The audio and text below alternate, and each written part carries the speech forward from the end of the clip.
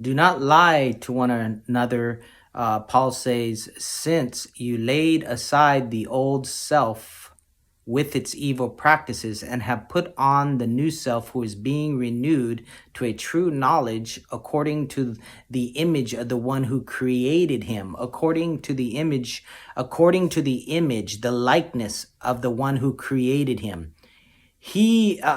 The one who created him. We are his workmanship, his creation, the new creation man, according to the image of the one who created him, bearing his image, we are his workmanship, bearing his image and his likeness. It's not we're becoming, we already are. I wanted to bring this emphasis up as well, of the putting on of the new self. You've been clothed with him. He's in you. You have been born again, not of a corruptible seed, but of an incorruptible seed through the living and enduring word of God. You are born from above. You bear already the image and the likeness. It already is present tense. Now you're not becoming, but there is a reality that which already is becoming more and more coming to the forefront, coming into our conscious awareness.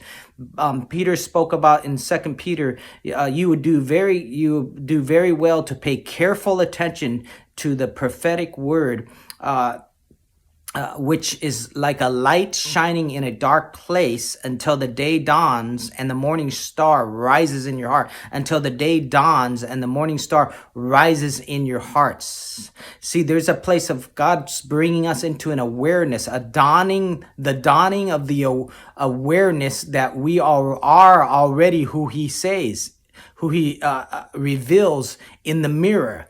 And as we look into the mirror and not forget what we look like according to heaven's perspective, that the more that God brings that to the forefront, to our conscious awareness, the more we come into an awareness, an experiential awareness, an agreement with the truth that already is. And we're in verses trying to be something, trying to be like God, which is the ancient lie that if we do this, we will be like him. God knows that if you do this, we will be like him. You cannot do anything and be like him. It's just a false righteousness, a false self. It's a false holiness and a false righteousness. It's religion, trying to be something like God, trying to do something like God that you cannot do. It is the flesh. The flesh gives birth to flesh. The spirit gives birth to spirit. It's only the spirit that gave birth to I and you.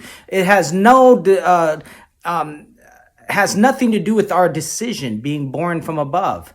When I was born in the natural, my mom and dad are coming from out of my mom's womb. Did I make the decision that I'm going to be born? Did you make the decision that you were going to be born? It was initiated by him. Even his working in you, saved by grace through faith, came from him. It's all from him.